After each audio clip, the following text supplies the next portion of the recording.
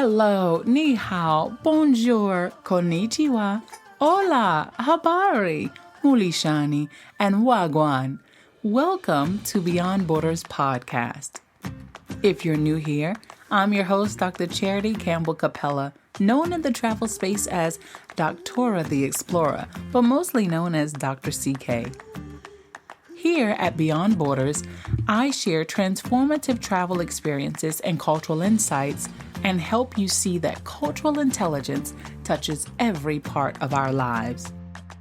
Hey, bridge builders. Happy Wednesday and welcome back to the Beyond Borders podcast. If you're new here, my name is Dr. Charity Campbell Capella, better known as Dr. CK. And before we jump into today's lesson, I do want to say, please, in advance, forgive me for how I sound, okay? I hosted my very first Women's Summit over the past weekend right here in North Carolina, and needless to say, it was powerful. It was so amazing, hence the reason I sound like this, okay? Voice has been shot, but I am consistent. I'm dedicated to showing up every single time for you all, and that's the reason why I'm here with episode 29 of season 1. I'm sharing my transformative journey from tourist to local, a life-changing years in China.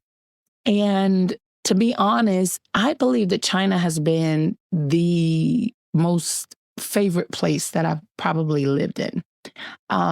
It has its special place in my heart. And I remember stepping off the plane, not really knowing what in the world I was about to walk into. In fact, the only expectation that I had was to expect the unknown, the unfamiliar. And that's exactly what happened to me. As I immersed myself in local customs and the daily rhythms, I began shedding that outsider label. And I started experiencing life as a local. Now, at first, it was in the small moments, learning greetings in Mandarin and joining in on impromptu meal gatherings and even understanding the subtle etiquette of group interactions. And I discovered that the true essence of a place really isn't captured through tourist attractions. It's actually found in living in that culture. Each conversation, each shared meal, it all transformed my perspective and it deepened my connection with my colleagues and even with the community that I was trying to build. Now, a few of my unforgettable experiences was the first one for me, actually, the escape room with my colleagues in Hangzhou. So I arrived and I think it was maybe like a Wednesday or Thursday. I do remember it was in the middle of the week. And on that weekend, they had scheduled this team building exercise. Now, they decided that it was going to be fun to take me to an escape room. Honey, let me tell you something. I had never done an escape room in America in English, let alone in another language. So everything was in Chinese. I mean, it was very kind of them, so they spoke Chinglish. That's a mixture of Chinese and English, right? So they were trying to work with me in terms of like translating what the card said, what the screen would read, and all the clues and things like that. And I was just so lost. I mean, I was so lost.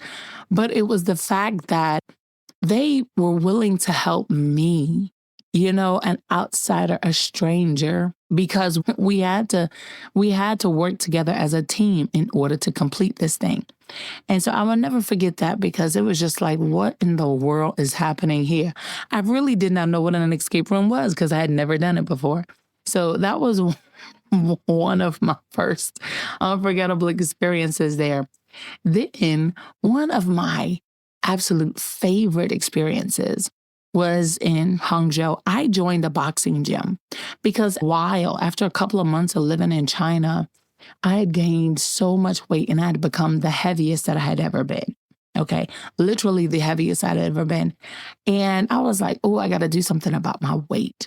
Like this is just, yes, I'm already a big girl, but this is big.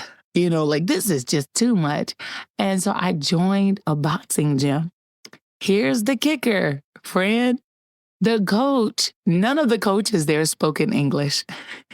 Not one. Not one spoke in English. And at that time, my Chinese was doo-doo. My Chinese was terrible, okay? I just wasn't there yet.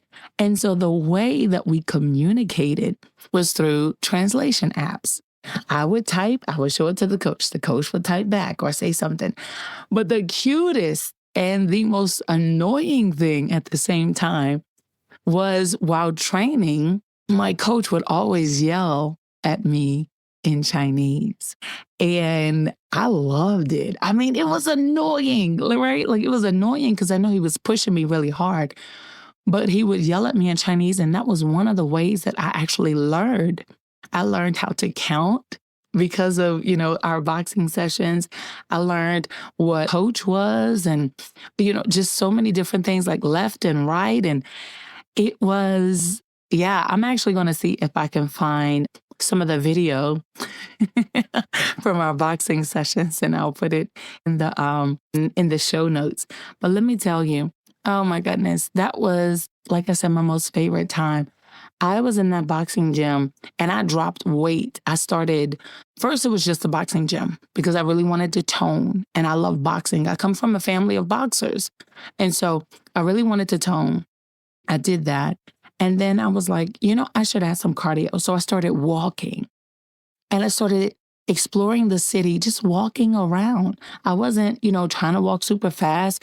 I would just literally take strolls around the city and I would be gone for hours just walking. And I mean, I think that's part of the reason why I fell in love with the city that I lived in because I got to explore them on a different level, on a more local level instead of being a tourist.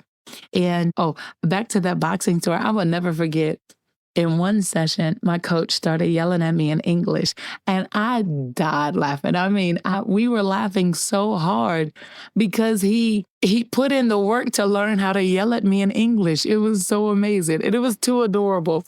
I loved it. I loved every bit of it. And I have so many more unforgettable stories. I have, the morning huddles in the office. There were like gratitude huddles that we did when I lived in Beijing and I was helping out a startup. And so every morning we would gather together and we would share what we were grateful for, what our goals would be and how we were thankful for each other. I mean, that was interesting to me. That was new. It was different. I also have, my unforgettable experiences of holiday get-togethers that I hosted with friends and colleagues from countries all over, and they came into my home. They came into my home that was completely decked out for whatever holiday it was. And we ate together, laughed together, had a great time. And we did it as locals. We did it as a new community.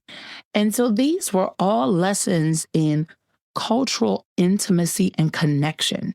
These moments, they truly taught me the value of slowing down, observing, and participating fully in the cultural climate around me, not just coming looking as, a tourist, not just only focusing on, okay, hey, let's go to this attraction and this and this. Of course, I did those things, but I did them at a slower pace. I took my time, I didn't rush to do these things. And so it was a beautiful experience. I mean, it not only just opened my eyes to cultural intelligence, but it truly did change me. Sometimes I get very, very emotional when I think about my time in China because embracing the local way, it wasn't without its challenges. I mean, there were times when I felt overwhelmed by the differences and I was really resistant to adapt. But every obstacle became an opportunity for growth. And I learned that true immersion meant letting go of my own preconceived notions and stubborn ways so that I could embrace the unknown with an open heart and an open mind. So here's my challenge for you, bridge builders. On your next journey, don't just check off the tourist spots, okay?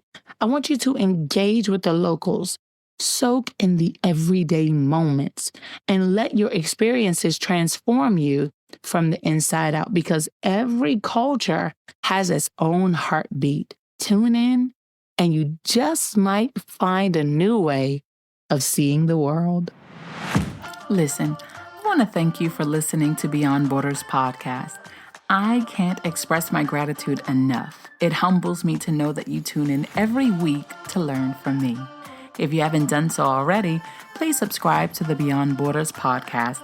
Download today's episode, rate, comment, and share so we can ignite a cultural revolution all across the globe. I also invite you to connect with me on YouTube, Pinterest, and my newest adventure, Substack. Let me know what kind of cultural insights and travel experiences you'd like to see more of. Also, if you have any questions or would like to be a guest on the show, please email me at charity@drtheexplorer.com and someone will respond in a timely manner. Thank you so much for tuning in, and until next time, remember to keep your mind open and your suitcase ready. See you in the next episode as we go Beyond Borders.